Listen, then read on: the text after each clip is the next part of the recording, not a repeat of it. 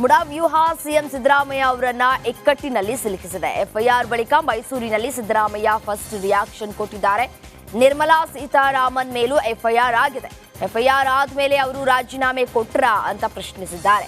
ಮೊದಲು ಕುಮಾರಸ್ವಾಮಿ ಅವರನ್ನ ಕೆಳಗಿಳಿಸಿ ಬಳಿಕ ನನ್ನ ರಾಜೀನಾಮೆಯನ್ನ ಅವರು ಕೇಳಲಿ ಅಂತ ಟಾಂಗ್ ಕೊಟ್ಟಿದ್ದಾರೆ. ಈ ನಿರ್ಮಲಾ ಸೀತಾರಾಮನ್ ಮೇಲೂ ಎಫ್ಐಆರ್ ಹಾಕೋರು. ಈಗ ಲೇಟೆಸ್ಟ್ ಜನಪ್ರತಿನಿಧಿಗಳ ನ್ಯಾಯಾಲಯ ನಿರ್ಮಲಾ ಸೀತಾರಾಮನ್ ಯಾರವರು ಮತ್ತೆ ಅವ್ರ ಮೇಲೂ ಎಫ್ಐಆರ್ ಆಗ್ತದೆ. ಚುನಾವಣಾ ಬಾಂಡ್ ಮೂಲಕ ಹಣ ಸಂಗ್ರಹ ಮಾಡೋದ್ರ ಕುರಿತು ಚುನಾವಣಾ ಬಾಂಡ್ ಮೂಲಕ ಸುಲಿಗೆ ಮಾಡ್ತಿದ್ರಲ್ಲ ಅದ್ರ ಮೇಲೂ ಎಫ್ಐಆರ್ ಆಗ್ತಾರೆ. ಈಗ ಎಫ್ಐಆರ್ ಆದ್ಮೇಲೆ ಅವರು ಕೊಡ್ಬೇಕಲ್ಲ ರಾಜೀನಾಮೆನ. ಬೆಳಿಗ್ಗೆ ಕೇಳಲಿ ರಾಜೀನಾಮೆ ಕೊಟ್ಬಿಡು ಅಂತ ಕೇಳ್ತಾರೆ. ಬೆಳಿಗ್ಗೆ ನಾನು ಹೇಳಿದ್ದೆ ಇದನ್ನು ನಿಮಗೆ, ಬೆಳಿಗ್ಗೆ ಈ ವಿಷಯನ ಹೇಳಿದ್ದೆ ನಿಮಗೆ. ಈಗ ನನ್ನ ಕೇಸ್ನಲ್ಲಿ, ನಮ್ಮ ಕೇಸ್ನಲ್ಲಿ ಲೋಯರ್ ಕೋರ್ಟ್ನವರು ತೀರ್ಮಾನ ತಗೊಂಡಿದ್ದಾರೆ. ಸ್ಪೆಷಲ್ ಕೋರ್ಟ್ನವರು ಈ ರಾಷ್ಟ್ರಪತಿ ಅಲ್ಲ, ಇವರು ರಾಜ್ಯಪಾಲರು 79ನಲ್ಲಿ ಎಂಕ್ವೈರಿ ಮಾಡಿ ರಿಪೋರ್ಟ್ ಕೊಡಿ ಅಂತ ಹೇಳಿದ್ದಾರೆ. ಅದರ ಆಧಾರ ಸಿಎಂ ವಿರುದ್ಧ ಎಫ್ಐಆರ್ ದಾಖಲಾಗಿದ್ದು ತನಿಖೆ ಮಾಡುವುದಕ್ಕೆ ಯಾವುದೇ ಅಭ್ಯಂತರ ಇಲ್ಲ ಅಂತ ಗೃಹ ಸಚಿವ ಡಾಕ್ಟರ್ ಜಿ ಪರಮೇಶ್ವರ್ ಹೇಳಿದ್ದಾರೆ. ಪಾರದರ್ಶಕವಾದ ತನಿಖೆ ನಡೆಯುತ್ತೆ, ಲೋಕಾಯುಕ್ತ ಪೊಲೀಸ್ ಸ್ವತಂತ್ರವಾಗಿ ಕೆಲಸ ಮಾಡ್ತಾರೆ ಅಂತ ತುಮಕೂರಿನಲ್ಲಿ ಗೃಹ ಸಚಿವ ಡಾಕ್ಟರ್ ಜಿ ಪರಮೇಶ್ವರ್ ಹೇಳಿದ್ದಾರೆ. ಅದರ ಬಗ್ಗೆ ತನಿಖೆ ಮಾಡಬೇಕು ಅಂಥೇಳಿ ಆದೇಶ ಮಾಡಿದ್ದಾರೆ. ಆ ತನಿಖೆಯನ್ನು ಪ್ರಾರಂಭ ಮಾಡೋದಕ್ಕೋಸ್ಕರ ಎಫ್ಐಆರ್ ಅನ್ನು ರಿಜಿಸ್ಟರ್ ಮಾಡಿದ್ದಾರೆ. ನಾವು ಮೊದಲಿನಿಂದಲೂ ಕೂಡ ಹೇಳಿದ್ದೇವೆ, ಯಾವುದೇ ತನಿಖೆಗೆ ಸಿದ್ಧ ಅಂತ ಹೇಳಿ ಮಾನ್ಯ ಮುಖ್ಯಮಂತ್ರಿಗಳು ಸ್ಪಷ್ಟವಾಗಿ ಹೇಳಿದರು.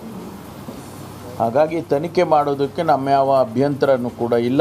ಯಾವುದೇ ಇಂಟರ್ಫಿಯರೆನ್ಸ್ ಇರೋದಿಲ್ಲ, ಸರ್ಕಾರದ ಇಂಟರ್ಫಿಯರೆನ್ಸ್ ಇರೋದಿಲ್ಲ. ಯಾಕೆಂದರೆ ಪೊಲೀಸ್, ಲೋಕಾಯುಕ್ತ ಪೊಲೀಸು ಇಂಡಿಪೆಂಡೆಂಟಾಗಿ ಕೆಲಸ ಮಾಡ್ತಾರೆ. ಅವರು ಯಾವ ನಮ್ಮ ಸರ್ಕಾರದ ಅಧೀನದಲ್ಲೇನಿಲ್ಲ. ಅದರ ಬಗ್ಗೆ ನಮ್ಮ ಸಿಎಂ ಮುಗ್ಧ ಹಾಗೂ ಲೀಗಲ್ನಲ್ಲಿ ಟಾಪ್ ಅಂತ ಸಚಿವ ಎಸ್ ಮಲ್ಲಿಕಾರ್ಜುನ್ ಸಿಎಂ ಪರ ಬ್ಯಾಟಿಂಗ್ ಮಾಡಿದ್ದಾರೆ. ಸಿದ್ದರಾಮಯ್ಯ ಅವರು ಯಾವುದೇ ಕಾರಣಕ್ಕೂ ರಾಜೀನಾಮೆ ಕೊಡೋದಿಲ್ಲ ಅಂತ ಹೇಳಿದ್ದಾರೆ. ಸಿಎಂ ನಿರಪರಾಧಿ, ಬಿಜೆಪಿಯವರು ರಾಜಕೀಯ ಷಡ್ಯಂತ್ರವನ್ನ ಮಾಡ್ತಾ ಇದ್ದಾರೆ. ಲೋಕಾಯುಕ್ತದಲ್ಲಿ ಎಫ್ಐಆರ್ ಆಗಿದೆ, ನಾವು ಲೀಗಲ್ ಫೈಟ್ ಮಾಡ್ತೇವೆ ಅಂತ ಸಿಎಂ ಪರವಾಗಿ ಮಾತನಾಡಿದ್ದಾರೆ. CM is innocent, CM legally is good, is correct, ನಿರಪರಾಧಿ. ಬೇಕು ಅಂತ ಇದು ಮಾಡ್ತಾ ಇರೋದು ನಿಮಗೆ ಗೊತ್ತಿರೋ ವಿಚಾರ. ಈಗ ಎಫ್ಐಆರ್ ಆದರೂ ನಾವು ಫೈಟ್ ಮಾಡ್ತೀವಿ, ಅದರಲ್ಲೇನು ಅವ್ರು ರಾಜೀನಾಮೆ ಕೊಡೋ ಪ್ರಶ್ನೆ ಇಲ್ಲ. ಅವರು ನಾವು ಫೈಟ್ ಮಾಡ್ತೀವಿ, ಜಯಶೀಲರಾಗ್ತೀವಿ. ಸಿಎಂ ವಿರುದ್ಧ ಸಿಬಿಐ ತನಿಖೆ ಮಾಡುವಂತೆ ಹೈಕೋರ್ಟ್ಗೆ ಅರ್ಜಿ ಸಲ್ಲಿಸಿದ್ದೇನೆ, ಪ್ರಕರಣಕ್ಕೆ ತಾರ್ಕಿಕ ಅಂತ್ಯ ಕಾಣಿಸ್ತೇನೆ ಅಂತ ಸಿಎಂ ವಿರುದ್ಧದ ದೂರುದಾರ ಸ್ನೇಹಮಯಿ ಕೃಷ್ಣ ಹೇಳಿದ್ದಾರೆ. ಕೋರ್ಟ್ನ ಸಲಹೆಯಂತೆ ಮೈಸೂರು ಲೋಕಾಯುಕ್ತ ಎಸ್ಪಿ ಎಫ್ಐಆರ್ ಮಾಡಿದ್ದಾರೆ. ಎಫ್ಐಆರ್ ಪ್ರತಿ ಪಡೆದಿದ್ದೇನೆ ಹಾಗೂ ಸಿಎಂ ಕೂಡಲೇ ರಾಜೀನಾಮೆ ನೀಡಬೇಕು ಅಂತ ಸ್ನೇಹಮಯಿ ಕೃಷ್ಣ ಒತ್ತಾಯಿಸಿದ್ದಾರೆ. ಕರ್ನಾಟಕ ರಾಜ್ಯದ ಮುಖ್ಯಮಂತ್ರಿಗಳಾದ ಶ್ರೀ ಸಿದ್ದರಾಮಯ್ಯ ಅವರನ್ನ 1ನೇ ಆರೋಪಿಯನ್ನಾಗಿ, ಅವರ ಹೆಂಡತಿ ಶ್ರೀಮತಿ ಪಾರ್ವತಿಯವರನ್ನ 2ನೇ ಆರೋಪಿಯನ್ನಾಗಿ, ಸಿದ್ದರಾಮಯ್ಯ ಅವರ ಬಾಮಾಯ್ದ ಮಲ್ಲಿಕಾರ್ಜುನ ಸ್ವಾಮಿಯವರನ್ನ 3ನೇ ಆರೋಪಿಯಾಗಿ, ದೇವರಾಜನವ್ರನ್ನ 4ನೇ ಆರೋಪಿಯನ್ನಾಗಿ ಏನು ಮಾನ್ಯ ನ್ಯಾಯಾಲಯ ಆದೇಶ ಮಾಡಿದ್ದು ಆ ಪ್ರಕಾರ ಇವತ್ತು ಲೋಕಾಯುಕ್ತ ಪ್ರಥಮ ವರದಿಯನ್ನು ದಾಖಲು ಮಾಡಿದ್ದಾರೆ. ಅಂದರೆ ಕ್ರಿಮಿನಲ್ ಕೇಸ್ ದಾಖಲಾಗಿದೆ. ಇನ್ನು ಮುಂದಿನ ದಿನಗಳಲ್ಲಿ ತನಿಖೆಗೆ ಸಂಬಂಧಪಟ್ಟ ಏನು ಪ್ರಕ್ರಿಯೆಗಳಿದೆ ಅದು ನಡೆಯುತ್ತೆ. ಬಹುಶಃ ಇದು ರಾಜ್ಯದ ಇತಿಹಾಸದಲ್ಲಿ ಈ ಘಟನೆ ಮೊದಲು ಅಂತ ನನಗನ್ನಿಸುತ್ತೆ. ಒಬ್ಬ ಸಾಮಾನ್ಯ ವ್ಯಕ್ತಿ ಈ ರಾಜ್ಯದ ಮುಖ್ಯಮಂತ್ರಿಯ ಭ್ರಷ್ಟಾಚಾರದ ವಿರುದ್ಧ, ಅಕ್ರಮ ಅನ್ಯಾಯ ಅಪರಾಧ ಕೃತ್ಯದ ವಿರುದ್ಧ ನಿರಂತರವಾಗಿ ಒಂದು ಹೋರಾಟವನ್ನು ನಡೆಸಿ ಅವರ ವಿರುದ್ಧ ಮೊಕದ್ದಮೆ ದಾಖಲು ಮಾಡಿರುವಂಥದ್ದು ಕರ್ನಾಟಕ. ಸಿದ್ದರಾಮಯ್ಯ ವಿರುದ್ಧ ಎಫ್ಐಆರ್ ದಾಖಲಾಗ್ತಾ ಇದ್ದಂತೆ ಸಿಎಂ ತವರು ಜಿಲ್ಲೆಯಲ್ಲಿ ಪ್ರತಿಭಟನೆಯ ಕಾವು ಹೆಚ್ಚಾಗಿದೆ. ಬಿಜೆಪಿ ವಿರುದ್ಧ ಕಾಂಗ್ರೆಸ್ ಕಾರ್ಯಕರ್ತರು ಪ್ರತಿಭಟನೆಯನ್ನು ನಡೆಸಿದ್ದಾರೆ. ಮೈಸೂರಿನ ರಾಮಸ್ವಾಮಿ ವೃತ್ತದಲ್ಲಿ ಪ್ರತಿಭಟನೆಯನ್ನ ನಡೆಸಿದ್ದಾರೆ ಸಿದ್ದು ಬೆಂಬಲಿಗರು. ಇನ್ನು ಪಂಜನ್ನ ಹಿಡಿದು ಪ್ರತಿಭಟನೆಯನ್ನು ನಡೆಸಿದ್ದಾರೆ. ಪಕ್ಷಕ್ಕೆ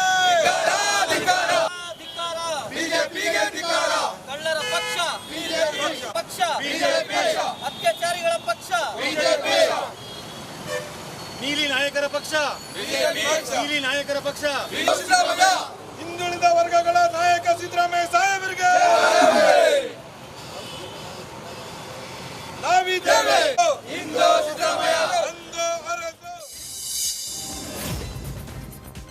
ಮೈಸೂರಿನ ಜಿಲ್ಲಾ ಪಂಚಾಯತ್ ಕಚೇರಿ ಮುಂಭಾಗ ಸಿಎಂ ಸಿದ್ದರಾಮಯ್ಯ ಪರ ಬೆಂಬಲಿಗರು ಪ್ರತಿಭಟನೆಯನ್ನು ನಡೆಸಿದ್ರು. ಪ್ರತಿಭಟನಾಕಾರರು ಸಿದ್ದರಾಮಯ್ಯ ಜೊತೆ ನಾವಿದ್ದೇವೆ ಅಂತ ಘೋಷಣೆ ಕೂಗಿದ್ರು.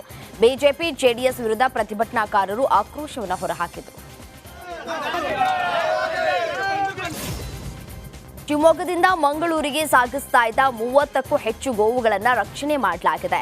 ಕ್ಯಾಂಟರ್ನಲ್ಲಿ ಗೋವುಗಳನ್ನು ಸಾಗಿಸುವ ವೇಳೆ ಭಜರಂಗ ದಳ ಕಾರ್ಯಕರ್ತರು ದಾಳಿ ನಡೆಸಿದ್ದಾರೆ. ಶಿವಮೊಗ್ಗ ನಗರದ ಉಷಾ ನರ್ಸಿಂಗ್ ಹೋಮ್ ಬಳಿ ಕ್ಯಾಂಟರ್ ತಡೆಯಲಾಗಿದೆ. ಒಂದೇ ವಾಹನದಲ್ಲಿ 30ಕ್ಕೂ ಹೆಚ್ಚು ಗೋವುಗಳ ಸಾಗಾಟವನ್ನು ಮಾಡಲಾಗ್ತಾ ಇತ್ತು. ಕ್ಯಾಂಟರ್ ಚಾಲಕನನ್ನ ಪೊಲೀಸರಿಗೆ ಒಪ್ಪಿಸಲಾಗಿದೆ. ರಕ್ಷಣೆ ಮಾಡಿದ ಗೋವುಗಳನ್ನು ಮಹಾವೀರ ಗೋಶಾಲೆಗೆ ರವಾನಿಸಲಾಗಿದೆ.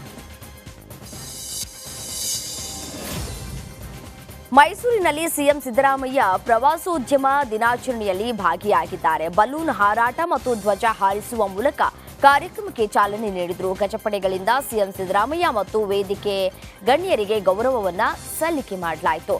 ಕ್ಯಾಪ್ಟನ್ ಅಭಿಮನ್ಯು ನೇತೃತ್ವದಲ್ಲಿ ಸಾಲಾಗಿ ಬಂದ ಗಜಪಡೆಯಿಂದ ಗಜವಂದನೆ ನಡೆಯಿತು. ವಿಶ್ವ ಪ್ರವಾಸೋದ್ಯಮ ದಿನದ ಅಂಗವಾಗಿ ಕೇಂದ್ರ ಸರ್ಕಾರ ಆಯೋಜಿಸಿರುವ ಅತ್ಯುತ್ತಮ ಪ್ರವಾಸಿ ಹಳ್ಳಿಗಳು ಸ್ಪರ್ಧೆಯಲ್ಲಿ ಅತ್ಯುತ್ತಮ ಸಾಹಸಿಕ ಪ್ರವಾಸಿ ತಾಣವೆಂದು ದಕ್ಷಿಣ ಕನ್ನಡ ಜಿಲ್ಲೆ ಬೆಳ್ತಂಗಡಿಯ ಕುತ್ಲೂರು ರಾಷ್ಟ್ರ ಪ್ರಶಸ್ತಿಗೆ ಆಯ್ಕೆಯಾಗಿದೆ.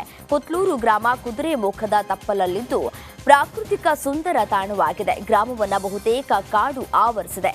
ರಾಷ್ಟ್ರ ಪ್ರಶಸ್ತಿ ಅರಸಿ ಬಂದಿರುವುದು ಗ್ರಾಮಸ್ಥರಲ್ಲಿ ಸಂತಸ ತಂದಿದೆ.